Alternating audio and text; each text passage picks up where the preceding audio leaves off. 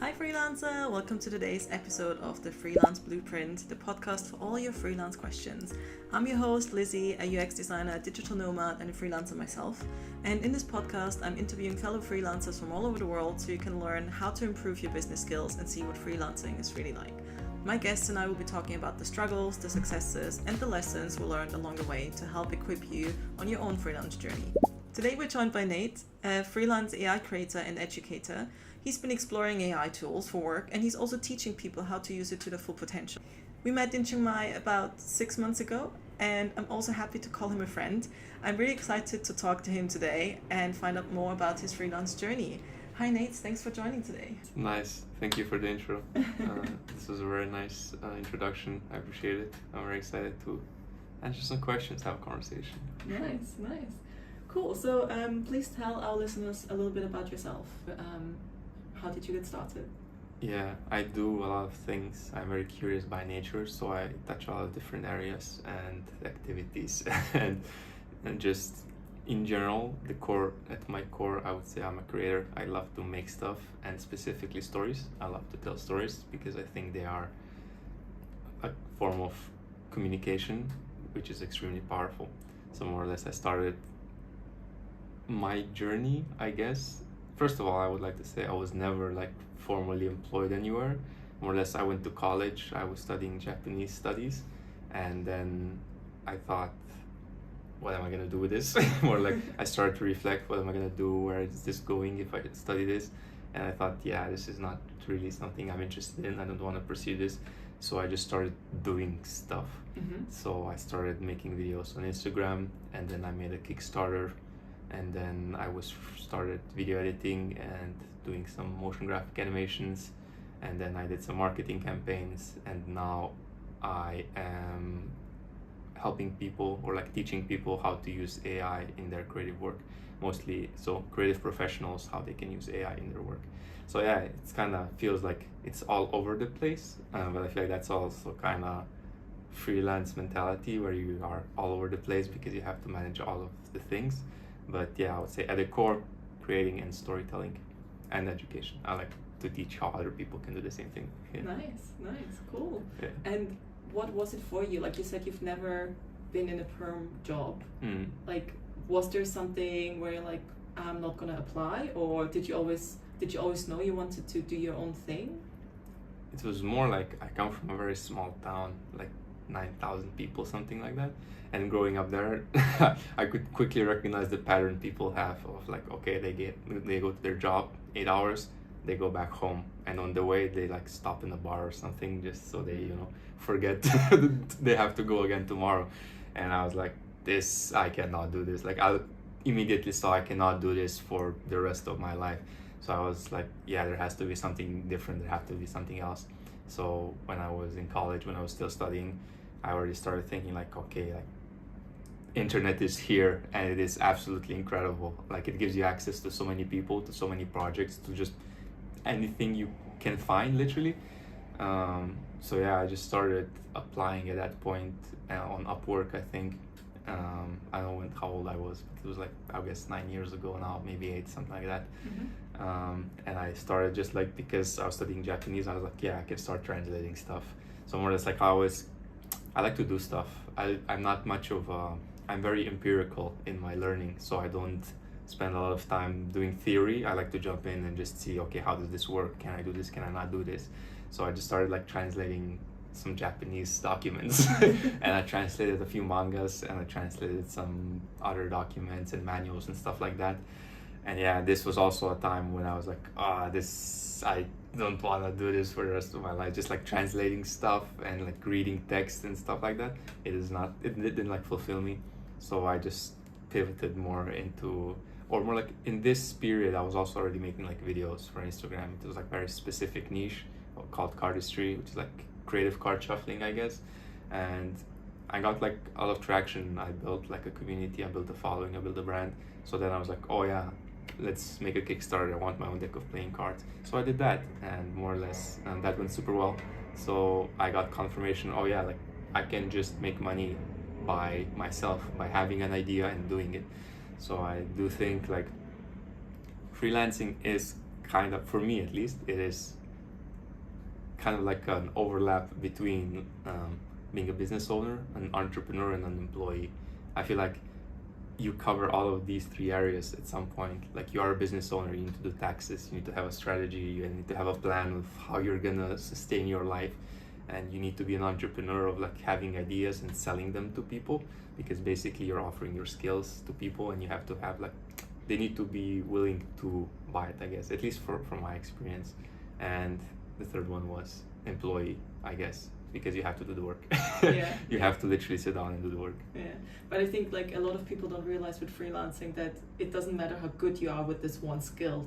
You have to market yourself. Mhm. You have to like do your finances. Like, you have so many hats that people don't understand, that it's not enough to just be a good designer or be good at that one skill that you're offering. You have to do everything else.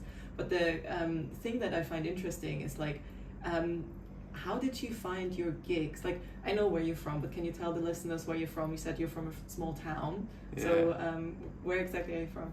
Yeah, I'm from Slovenia, which is neighbor of Austria, where you are from. So you are here in Chiang Mai in Thailand. You are the closest person to like a home environment, I feel like. Yeah. Yeah, from a very small town called Stalingrad. It's like 9,000 people, and I lived there until like high school. Then I moved to the capital, Ljubljana, which has like around 300,000 people, and I lived there during like my college. And I didn't finish it. Like, at the end of the second year, I was already like, yeah, I'm out, more or less. And I just started doing stuff. How did you get your... So like, when you said you did the translation, Yeah. because like Japanese and Slovenian, I don't know how common it is. Like, what... It was like, English. Oh, it was English. Yeah, Okay, yeah. okay. So how is it, like, how did you find your clients? Did you just start to translate mangas as a hobby, or did someone pay you to do that? How did the ball start rolling there? Something that I think is a very nice hack, or something that I found out for myself, is that I like to offer people something I can do, and then I will learn from them. I will take something from them, and ideally they will pay me in this process. So that has been my approach for a lot of time, that I look for people that are looking for something that I can offer, that have a skill that I can fulfill their requirements, and they have something that I want. And when I started out, I feel like it's the same for everyone. You just like apply everywhere. Like, you just reach out to anyone you think would have something for you. And with Japanese in Slovenia, not a lot of people. And that's why I was already like, yeah, digital. Yeah. I'm all in on digital. This is the other side of working, in my opinion, of like not being in a physical environment. So yeah, just went to Upwork. I made a profile. I sent a lot of proposals out. I sent a lot of cover letters out. And yeah, some people were like, also at that time, like, it was for me more important to get something, so the rate, I was willing to just go lower. I feel like anything I got was already good. I was like, nice, cool. It's moving somewhere. I get like validation, confirmation that what I'm doing is valuable, that it's working, that people want it. So it was more like a test and trial to see if there's a demand, and if there is a demand, like, it was more about getting the job initially rather than getting the money for it, and then build on that experience. Yeah, I would say for me, like, it's all about building skills. Like you said, like, being a freelancer, you gotta do a lot. Like, you do a lot, and that's why for me, I think it's very well suited, because I'm all over the place with my work as well. And you really develop mentality of like, okay, I have to do this. You develop a lot of different skills, and you have everything kind of under control. You are your own boss, which is both like a curse and a blessing. But when you like learn how to convert the curse into a blessing, it's like beautiful. So for me, it was like, actually, like, at the start of this year, I got into an employment contract. And was this your first ever employment? Yeah, more or less. Mm-hmm. And even this started, like, the conversation we had with the person was more like, okay, I will offer you these services and you will pay me. It felt like more, okay, this is still a contract of freelance, you know, I'm independently outside. Mm-hmm. But then when he sent the contract, it was like employment. I was like thinking, this is not exactly what we talked about, but okay, I accept, you know. And for like the first week or two, I seriously struggled, because I have like the habit of, okay, I need to see everything, I need to understand everything that's going on, because then I can find the best course of action of how I can contribute my skills. So yeah, it was a bit difficult to change my mind of like, okay, I don't have to care about everything, I can just literally do my work. But yeah, like, that is over now, and I'm happy. It was an experience. I'm much more happy having control over everything and doing a freelance kind of contract. How do you feel like managing everything? Because like for me personally, it can get overwhelming. Like I'm I'm trying to build an online presence, but it's like this whole marketing Instagram thing is like a job on its own, and it's difficult then to like do the actual work, but then also like keep track of finances. Is there something like, how do you manage that without getting overwhelmed while still being in control of everything? Oh yeah, overwhelm is 100% a part of it. I feel like every freelancer will be overwhelmed, at least at the start, if not later on as well. For me, I think it's a lot about motivation. Why are you doing the things you're doing? That will give you tasks priority. It will give you like, okay, I focus more time on this, I focus more time on that. Also outsourcing. Like when you have this priority list, you're like, okay, I don't want to be expert at accounting. Let's move it out. Yeah.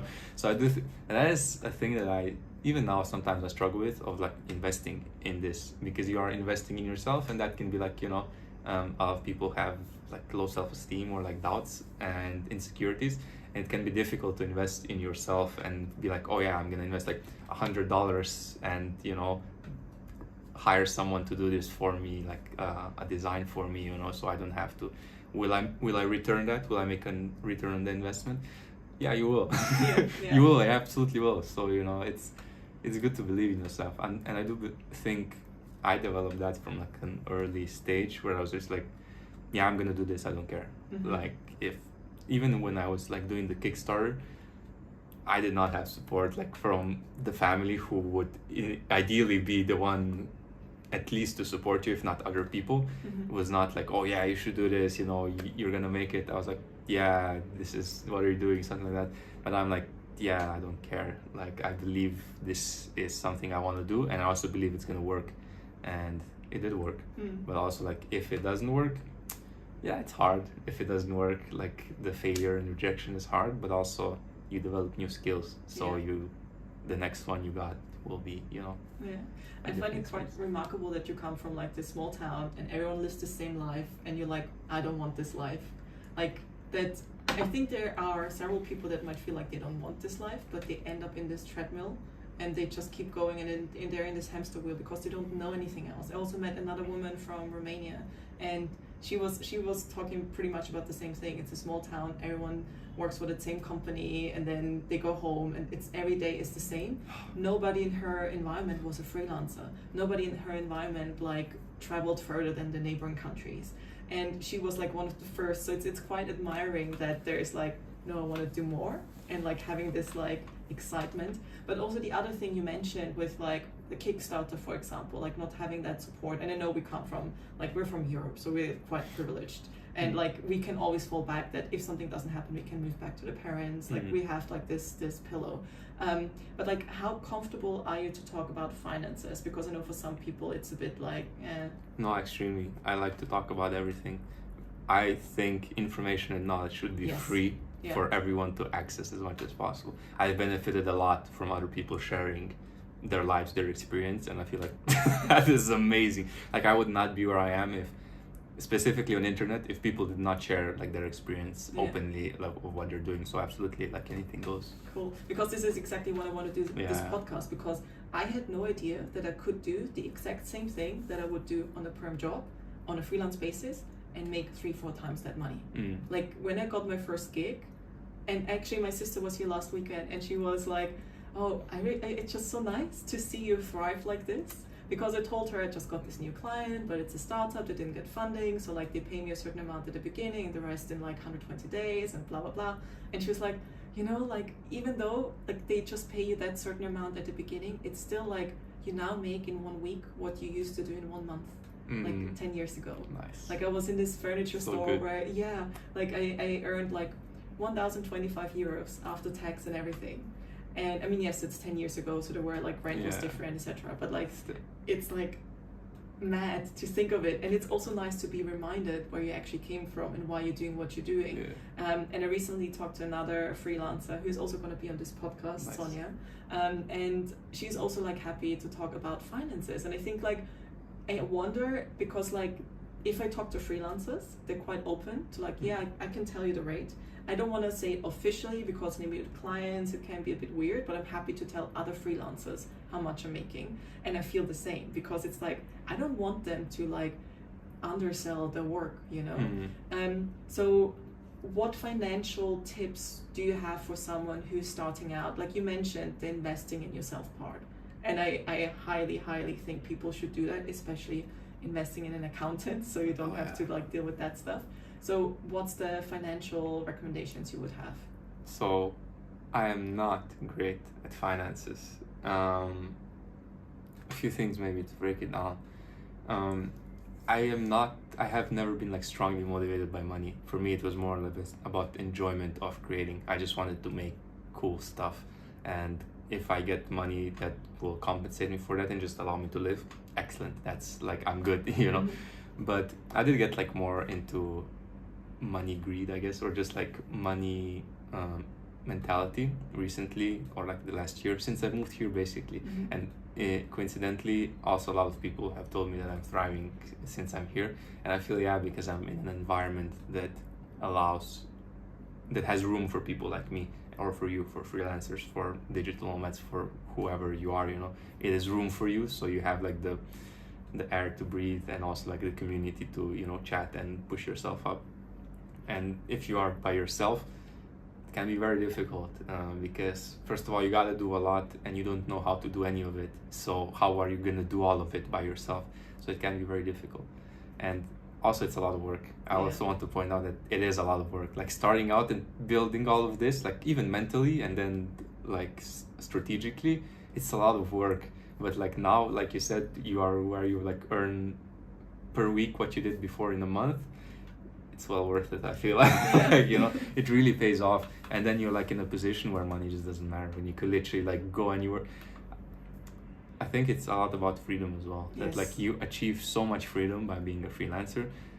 First of all, just the freedom of your time, that you decide when you are gonna work and when you're not gonna work, to choose who you're gonna work for. Maybe not always, but most of these you have control over.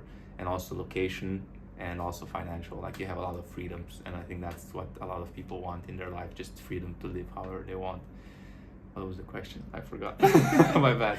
What was it? Oh, the financial advice. Yeah, okay. I would say definitely an accountant. That is a big one. I did have one in Slovenia. I still have one in Slovenia. And it's such a load off your workload. Like taxes and finances are, for me, not naturally interesting or intuitive, so I don't want to learn. I mean, I like to have understanding of how it works, but I don't want to know how to do it. I'm not that interested in it. And I would say, when you start off, it's okay to maybe undersell yourself. Like when you really start off, when you're like at zero, when you have nothing yet, when you're just like, you know, maybe finishing school or not even finished school, you know, and you're thinking, oh, I want to do something. I think it's okay I think it's better to get something and have like use cases, have references, have testimonials, rather than start pricing yourself high. So I do think like, okay, it's okay to like undersell yourself a bit, maybe even do like a free project or something if you really feel like it will benefit your skills, if it will benefit your portfolio, it will benefit your testimonials basically. But then I think it start to recognize your value. Like really, every time I start something new, for example, 2 years ago, I started doing marketing, content marketing specifically, and I was like, oh yeah, I don't know a lot about this. Like I'm just starting out. Like how can I do this? And then I just like sat down for a while and I thought back on what I've done so far, and I was like, oh, I actually have done a lot in this direction. Like I have done the whole Kickstarter campaign, which was based on content. Like I produced so much content, and specifically video content. So it's like, oh, I already did it back then. I just didn't know what I'm doing. You know, I just like did it out of self-interest. So I do think it's good to like sit down, check back on like what you have done, and maybe even like disassociate, like look as a third person, maybe, you know, put the third person and say, okay, like they did this, you know, and you will see, oh, that's a lot of value. So at that point, I feel like don't move. Yeah. Like, don't move, like, state your value and don't move. Yeah. You know, just be confident and strong in your opinion and your value. Yeah, I agree, because like, especially like, I'm coming from a UX perspective, which is very different to what you're doing. Like, not that crazy different, but still quite different. And there's so many boot camps, there's so many like there's so many people who start to like want to get the first gig and they really struggle. And I don't like offering free work because I don't think it's fair. Like, you have to be quite privileged to be able to take on free work. So if you have to like feed a family already, like it's tough. But I also understand that a lot of recruiters don't want to hire someone out of a boot camp because they don't know if they're actually good. But yeah, like maybe 1 or 2 gigs, or maybe for low money, but Yeah. it should not be more than that, because like you're giving away free work. You invest in yourself to learn all of those skills, and you should be like, you should get something for it if you're providing good work. So like, it's about like, I think it's not about like that I worry about the people that do too much free work. It's more that I dislike when companies that could afford to pay someone don't pay them, because it's like, oh, you're just a junior.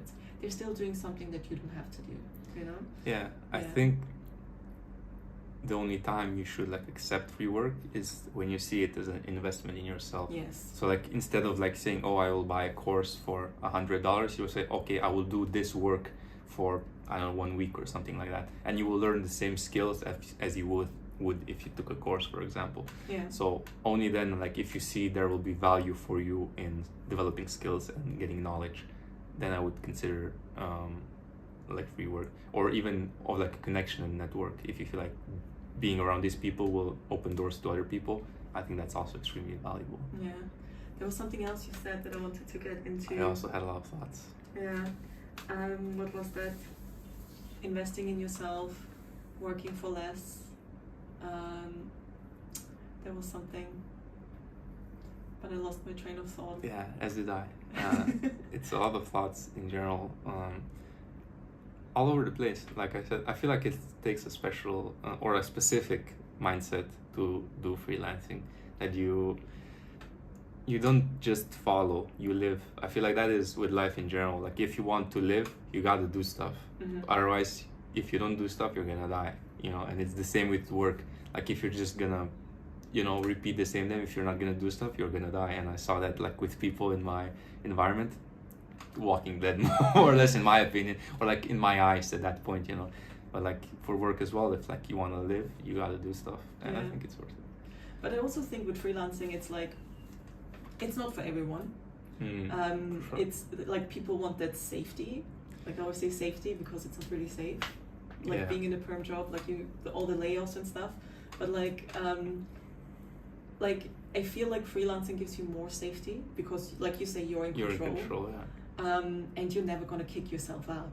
And like you say, you're your own boss, but you're also your own employer. Yeah. So it's kind of like, sounds a bit schizophrenic, but like there's so many roles. Like, you have, like, you let yourself down if you don't do this task. Which is also a lot of pressure. Yes. So I think you also develop a lot of like, personally, you develop a lot when you go through all of these mental exercises of, oh my god, like, it's on me, like it's everything is on me. That can be difficult.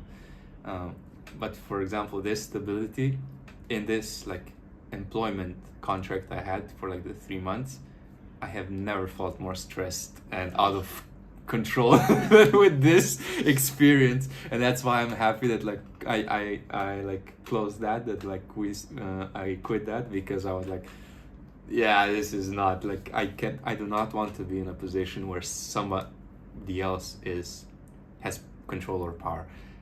There will always be people who will have more power or control than me, but I want to have as much control and power and freedom over my life as possible. And freelancing gives a lot of that. So giving that up now that I know how it feels like and looks like, it's extremely difficult. I think it's very much a mindset thing as well, which comes back to what you said about investing in yourself. Like, do you feel like, oh, it's worth investing in this, hiring someone to do that, or like booking that course, or like booking a mentor and things like that? Like, I only booked a business coach like 3-4 months ago, and like since then I started a newsletter. I had my first webinar. Nice. I'm starting this podcast, and Yeah. I think it's a lot of a mindset thing, because it's like, I would not have thought that I'd be able to do this. And I also feel like I'm overwhelming myself with it. But also my coach is like, no, you can do that. It's fine. Like, just do small things at a time. And it's not going to be perfect. And I think like with freelancing, it's like, for example, it's 1 p.m. now. We're in Chiang Mai. Neither of us are, yes, my mom is from here, but like other than that, like we could be in any nice tropical country, you know. It's really nice here. We have it's super nice here. We have the freedom to be wherever. We can do this in the middle of the day because we chose a time zone. Like I'm still working with European clients. I think your time is like still is flexible. It's not really tied to a time zone. Yeah, I keep a very flexible time. Like this was probably the biggest a requirement for me when I started working was I want to control my time because waking up is not always easy for me, and I experienced that.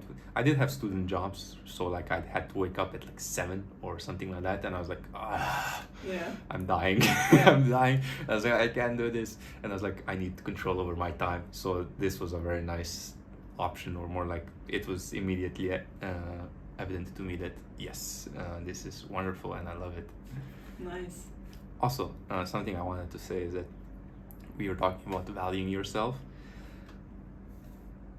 and investing. I think it goes towards both of these. I think that the sooner you set your value, the sooner you will attract people for that price, you know.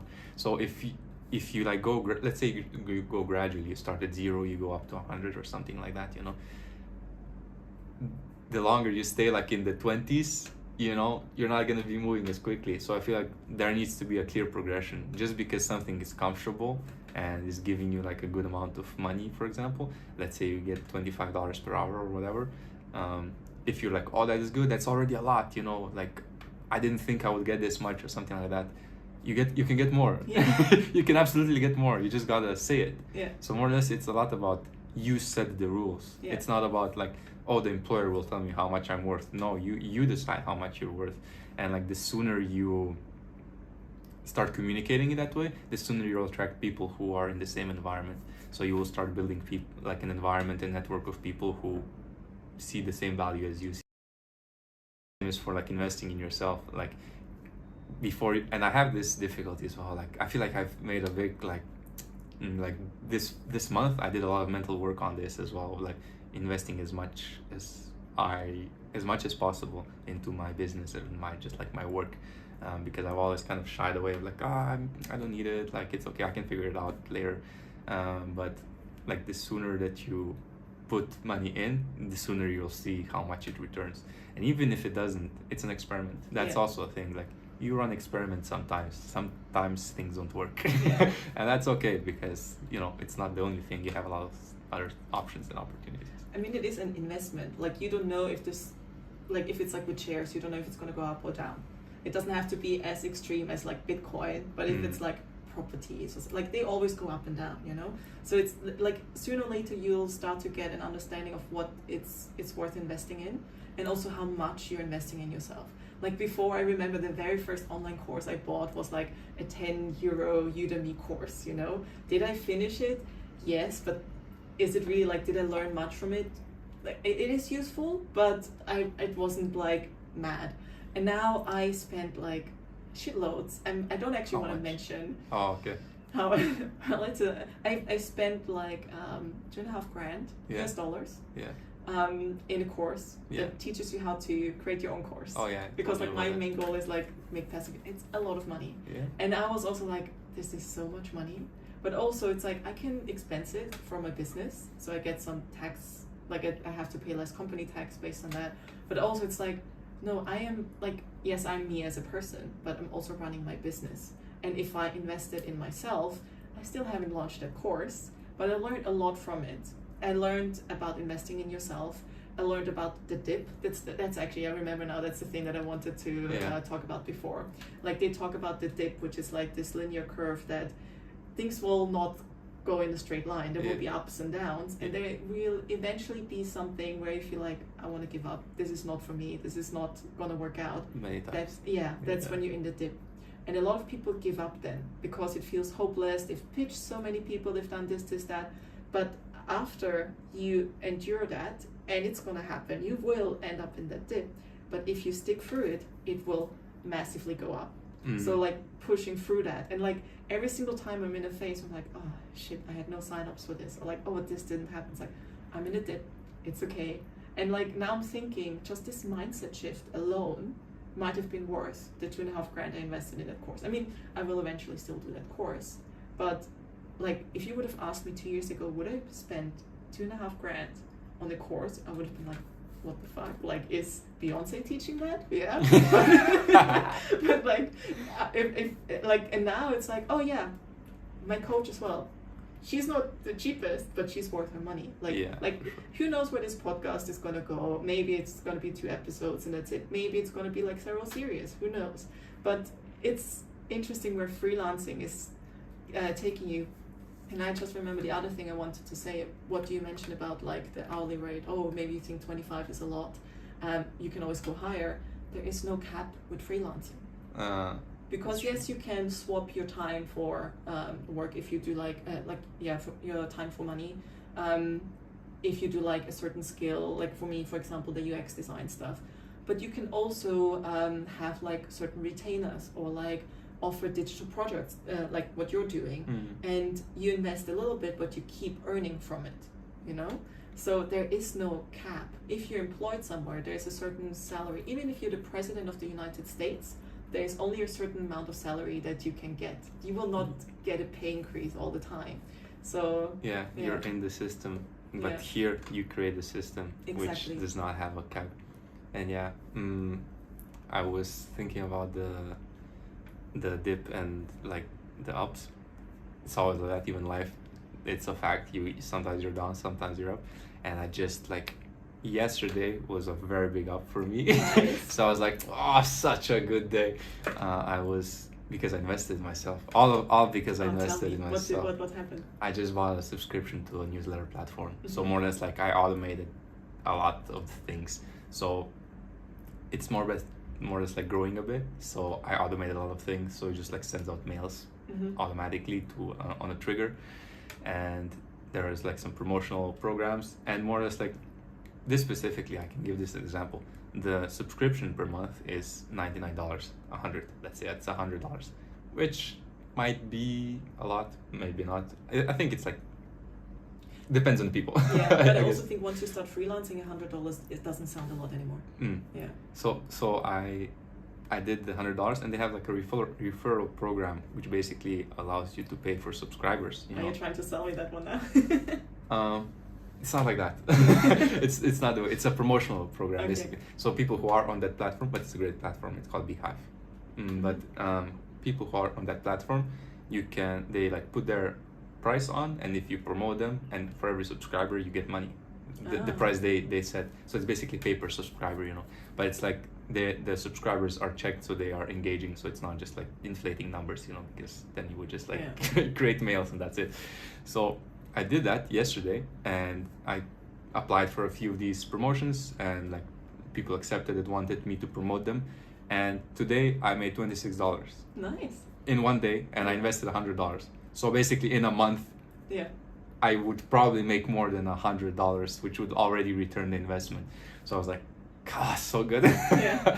So good. But more than that, it was, I got like validation for work, which is an excellent feeling with freelancing, because you are by yourself and you don't always get like feedback from the environment. That's why it's also so important to surround yourself with people so they can give you feedback. Or coaches. Like coaches, I think, are so good. Yeah. First of all, because it's easy to get overwhelmed, and somebody staying outside and just like taking a deep breath and like putting it in place and saying, oh, this is like this, you know, putting everything structuredly. It's easier to kind of see the bigger picture and not get too deep into the dip, I guess, you know. So it's really valuable to have people around you that can bounce things off you and like give you feedback. So I was like, I've been doing like my newsletter for half a year, maybe a bit more. Yeah, tell us about the newsletter. I think half a year. Because we haven't actually talked much about what you actually do. So like I said in the introduction, like you're an AI creator, you educate people on it. Yeah. So what exactly do you do, and tell us about what you're talking about in your newsletter. My main focus is teaching people how to use AI in their creative work. So professional creators or creative professionals, however you phrase it. AI is amazing. It's going so fast. It's changing how we create, how we do things in everyday life. And I've been like since last year when it became like more available and viable. So it's been like a year now, probably, maybe a little less, like 10 months. I've just been like learning a new skill basically, which is again like freelancing. I just learned a new skill and I saw the opportunity of like, this is an incredibly valuable skill to have, you know? So I have just started looking for ways to monetize the skill that I have, which is my approach often of like, this is what I said at the beginning of like having motivation of what you want to do and prioritizing tasks. So for me in the past, money was never like a high priority. It was like, okay, I have enough, I'm good, you know, I don't need to grow, I don't need to, you know, do a lot of things, that's it. It was more about, I want to do things that are fun and I want to learn new skills. And so I built a lot of different skills, and at the moment I can do a lot of things because of that, you know. And so my approach is now, oh, I have all of these skills now how do I monetize them? Like, just where does money come into this? Like, can I sell something to someone? Can I sell a skill to someone? Can I sell my time to someone? Ideally, I would not sell my time. Ideally, I would sell a digital product now, because those are wonderful. So yeah, I just learned a new skill of how to make visuals with AI, how to tell stories with AI. Everything is still more or less on storytelling. So I am growing my platform through a newsletter, where I just weekly tell people, I give them a technique, a workflow, just a breakdown of something that is happening in the AI world. How can they make an image? How can they make a video? How can they make an animation? How can they make a voiceover? For example, today I have one scheduled, which is how can you add a voiceover to a video? And it is super simple. You literally ask ChatGPT to give you dialogue, put it into another platform, done. So it's really transforming how we are working. So yeah, this is my main focus of growing the platform where I teach people how to do this, and most of it I like to do through digital products. So I have like a lot of free ones, some are paid. I have a video course which I made in December, I think, which is not performing as well, also because I'm not promoting it a lot. I'm not like putting a lot of attention on it, and I think that is also like back to the experiments. I just like in November I said like, okay, this is happening, I'm doing it. And I said like, okay, first digital product was like a PDF, and it was like, okay. Then I made like a video course, and it was like, okay. And then I like just followed how it's going, you know. And I saw that the video course is not like giving me the return on the time I spent. It took like quite some time to make it, and I didn't get like the same amount back as I did with the digital product. So I was just like, okay, focus on that. And this is also something I wanted to say before, so it's nice to like everything wraps up in the end always, that follow like these metrics, like where does most of your money come from, and invest more into that.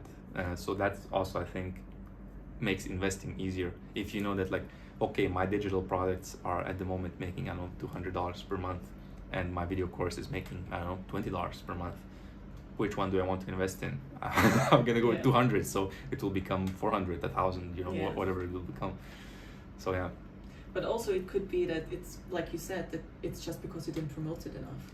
So maybe you mention it in your next newsletter, or like it's the first time, like I know about your digital product. I know that the big one that you were working on, where there was some Canva issues, technical issues. Oh my god, I lost everything, a day of work. Did you finish it now? Yeah, I released it last Tuesday, so it's been a week now. And again, this was an experiment. I feel like I approached this, I had some conflicting thoughts, because on one hand I want to grow this organically and naturally, just like at my own pace. Basically I want to grow it with my own passion and my own excitement, and on the other hand I wanted to monetize it, and I feel like no, I want to separate this, and I will monetize with my own excitement. I think that is the approach. So for monetization, but already it's like monetizing well. So you know, in the end I think, yeah, the excitement needs to be there for like something you're doing, and then you're gonna be able to monetize however you want it. But yeah, like it was a week now. It was an experiment. I'm happy with the experiment. I got like some sales. I got new people on the newsletter. Nice. So overall, yeah, I think it was a very good experiment, and more or less it gives me even like more direction and confirmation of, okay, there are some people interested in it, because we can talk about pricing here, because we talked about that as well. I was struggling, or more like just wasn't able to clearly decide on a price. I remember. Because for me, like I said, information and knowledge should be free, and I feel like, yeah, just have it, you know. But on the other hand, I spend a lot of time on this, so I also want to do this as much as possible instead of other things. So, you know, I gotta get some money in somehow. So I was thinking a lot about, oh yeah, how should I price it? And you were saying, yeah, just go higher. And I was like, yeah, could go higher. Yeah, that's cool. Which is also great, you see, like having an environment when people tell you, yeah, just go higher. You know, otherwise I would go like very low. Yeah. And in the end, I like decided on like just 12 euros or something like that. Oh, really? Yeah, because I broke it down like 2 times. Okay. So instead of like having one big product, I decided on a small one and then an even smaller one. Yeah. So it's literally just like chapters. But I will release like multiple chapters and then like, you know, different one whole package. yeah. So basically this product that I have now is for 2D artists. So 2D artists guides to AI supported workflows. This first chapter is on like concept stage. So how can you make images from nothing to what you have in mind with AI, with a lot of AI.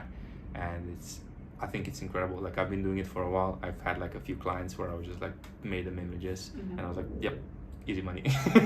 But it's so interesting because like for me, something like that, if it helps other people make money with AI or like improve their skills, like $12 is like no investment at all. Yeah. If someone really struggles to think, is this worth me putting $12 in to learn from it? It's like, Nate, you're not ready to invest Exactly. like you to have your own business, because you will like for example, the money that now goes in and out of my account, like I have a subcontractor, so I'm paying a full other person's money as well. So it's like you can't be stingy about $12. So for me, I'm like, I charge more. But it's like what you think yourself, like what you think you are worth. And that's why I think the mindset and like the whole like money charging things, it's so interesting, because I remember when I talked to my coach and I was like, I love telling people, like not telling them what to do, but like talking to people, seeing their potential. Yeah. And they're often like, oh, I would like to do this. It's like, you have everything you need for that. Like Mo, for example, you met Mo. Yeah. And yeah, exactly. And he was, have met Mo. yeah, and it's like, it's so, he was like, yeah, like the first conversations we had, like, oh, you're freelancing, like I was thinking about it, like, but I'm not sure, blah. He had everything you need, and Here's now more. and now he's so successful as a Yeah. freelancer. If he would have just started like a month or two earlier, you know. And it's like this mindset of like not feeling sure about yourself, but you can do it. You just need someone to push you to do it. And I struggled to be like, oh, I want to get paid for that. Like I helped a couple of people to feel confident enough to go do it. Now he's making probably more money than I'm making, you know.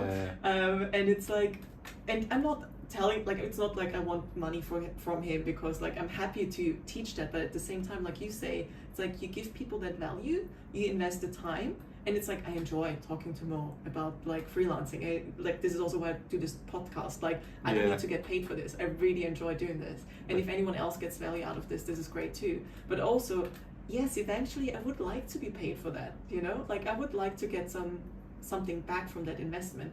And what my coach told me, and my mindset is not completely shifted, but it's moving. It's like money is an exchange of value. So if you give something, it's okay to get something back. And that's the thing where I also noticed that's the confidence thing that I have to learn, that it's okay to ask for something in return. Yeah, I completely agree. And for me, that is also like, has been always a struggle of just like asking for the money. And I've observed you a lot and of how you charge, and you have like late payment fees. I never considered that. And yesterday I was thinking, next contract I do late payment fee. Because like you stick to your part, if you have a contract, it's like, I provide this service, you pay me that. That's the agreement. You've provided the service, you've stuck to your agreement, now it's their part. And if they don't do it, like, what would happen if you wouldn't provide that service? They would not pay you, right? Yeah. So when you provide that service, they should pay you. That's the agreement. That's the exchange for money for value. I agree. So, and if it's delayed, you miss out on money, because like inflation, this, that, you could earn interest on the money in your bank account. So yes, definitely charge a late payment fee. Yeah. But it's good that you say that, because I have this one client I worked with like 2-3 years ago, and it's now that client that I'm also having that subcontractor on. Yeah. And they're actually working directly with that subcontractor and just every now and then overlooking her work. But they're not paying me. So now I'm paying her from my own pocket first because I don't want her payments to be late. Like, why should she struggle because the client isn't paying on time? So I dig out of my own pocket. And I've not charged them for the last late paid invoice. They paid it eventually, but like 3 weeks late. And this one, they're again 3 weeks late. And now I'm going to be like, we have a good, I did not charge the late payment because of our relationship in the past. But look, now I'm responsible for someone else's. I'm gonna, and it's 2%. It's not the end of the world, you know? How do you enforce it? Well, I'm just gonna send a new invoice. And like, I sent, like, basically you chase them. You have to be like, oh, the invoice is due tomorrow. Can you confirm that you received the invoice? Is there anything you need from me? And they don't reply, you know, and then it's like the invoice is due today. And like there are some emails that, and you can probably nowadays use ChatGPT for that, you know. The amount of times I spent researching, like, how do you find a friendly reminder that's not too friendly, and you know. But yeah, I have a few templates now for when someone pays the invoice late. But I only just started charging VAT for, like, I now have to charge VAT, so I don't know how the late payment works with that. So I still need to figure it out. But it's actually good that we talk about this because I need to send them the like payment fee invoice. You should share the templates with your audience. Yeah. I think it would be a good digital product. Yeah, maybe I do that. A free one to start with. Let's do $1. Let's do like $1 or something. I like to do on Gumroad where you just pay whatever you want. And I do think it's important to have some lead magnets just so like yes, it attracts people, new people. Yeah. But see, that's why the mindset is so interesting because like for you it seems like it's more worth it to have that lead. For me it's like I spend so much time Googling this, and if it's just $1, and honestly if you save yourself the time, but also like you can do it on ChatGPT probably. Yeah. So I guess it is the value, yeah. But it's also like the value we perceive and the value they perceive. Yes. So like if they feel like I can do this by myself, I would rather give it for free. You know? Yeah, but then also $1, like that's less than a coffee. Yeah, I agree. If you're not, and I also feel like if you go freelance, I feel like I want to push people to get used to investing in themselves. That's a good and one. And if you really struggle with like, $1. Is it worth it to? I'm not saying like spend all your money on like all these small digital products, but like this one template could save you 3 hours of browsing. Yeah. And like 3 hours of your time, how much is that worth? You're not gonna think about that $1. Yeah, know? I agree. Investing, like I completely agree. But I also think you should definitely charge more for your digital products. Thank you, I appreciate that, and I think I will. It's just, for me, it's also a process of changing my mindset of just hiring my value and just being, giving me back something. Because I think this goes like just from like my environment as I grew up of like I have no problem giving away stuff, but accepting stuff always difficult. And I don't know like why we grow up like this, why like they teach us this way. It's so stupid. Yeah. I think why would we have difficulties accepting things? But I do, this already gave me like confirmation of yes, this is the value of this product. People already like, this is my audience. So I think it's also good to go for the audience that you want. And with this I already see like, okay, these people will pay for the products. Even if I put a higher one out, they will pay for it as well. So my plan is just to do like 3 chapters of this, each of them €12. If you buy them all together, 30 or 29 or something like that. That is my plan for this, and I will have like 3 different packages. Yeah, something like that. That is my long plan. But I do hope in the next month to finish 3 products, so I will be able to like comfortably release them and publish them. Nice.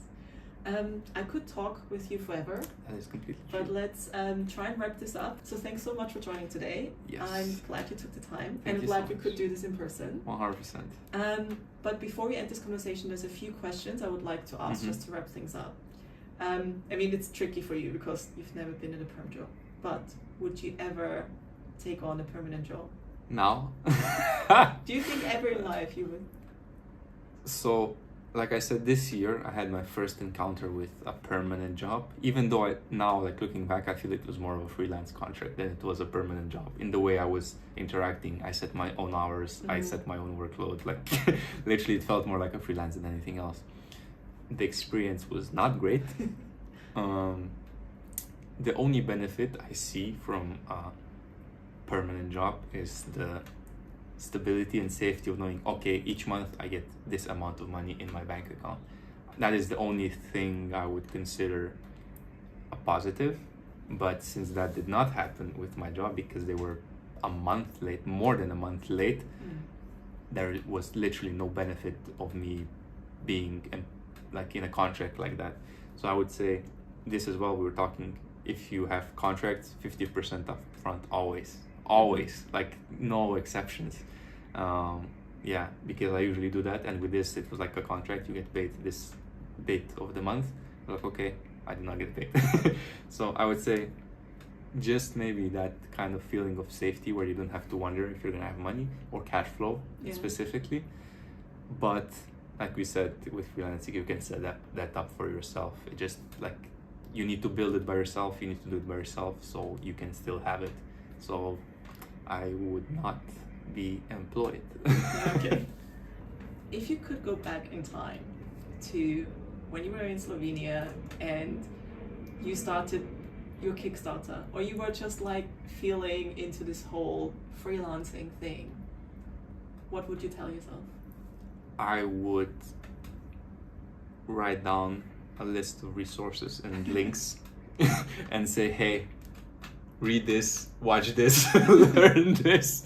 Yeah, I think it's a lot about knowledge and inexperience, because with the Kickstarter, I had a lot of momentum, I had a lot of community, I had a lot of people going, but I was like, you know, I was like, yeah, maybe that thing, the other thing, you know, and if I continued with that direction, but also it wasn't like extremely interesting for me, so naturally I just did something else. And if I wanted to focus on money and stability, I definitely could have gone for it. So yeah, more or less it would just be like knowledge about business, knowledge about finances, knowledge about accounting, knowledge about marketing, I guess, sales. Yeah, these are just like overall skills necessary to run a business or freelancing. And then you have your own personal skills, which for me are video editing, animation, marketing as well, content creation, now AI. Yeah. And if your future self from, let's say, 10 years in the future would be able to, maybe, who knows, like AI, you know, maybe there's a way to have that, would come here today and tell you something, what do you think they would tell you?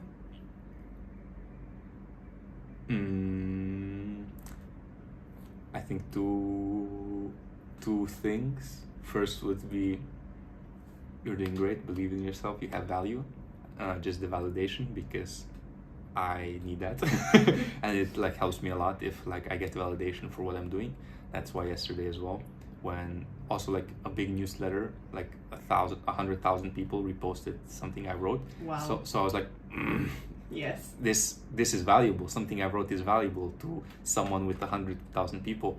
So that's why I'm also on a high, because I feel like, yeah, I got validation for my work, which is always amazing. So that I would expect some validation, because that's what I give others as well. So I just naturally think I would do it for myself as well. And secondly, again, the knowledge, just an updated library of read this, learn this. Yeah. Nice. Thank you so much. Yeah, thank you. This was so nice. If anyone who was listening would like to know more about you, where can they follow you, read about your stuff, sign up to your newsletter? Yeah. Anywhere online, I use my name, which is Nejc Susec, Nejc Susec, which is difficult to guess from my pronunciation. You can find me on any social media. You can also find me on my website, which is again my name, nejcsusec.art. You find the links there to my digital products, to my newsletter, to my other social media. Yeah, basically, if you Google my name, you will find me, which is the best way to go about things today, I think. Nice. Cool. Well, thank you so much. Thank you. This was very fun. I loved the conversation, as always. Likewise. This was a great conversation with Nejc. I'm linking all the links he mentioned in the description of this podcast. Make sure to check out his LinkedIn and sign up to his newsletter. If you like this episode, also please leave a review. I only just started this podcast, and supposedly leaving reviews will help this being suggested to other freelancers. If you're watching this on YouTube, please give it a thumbs up. Maybe subscribe. I'm talking about digital nomading, freelancing. Yeah, if you know anyone who could benefit from this episode, please also share it with them. I hope you leave a good rating, and that's all from me for now, and I can't wait to have you again next week. Bye.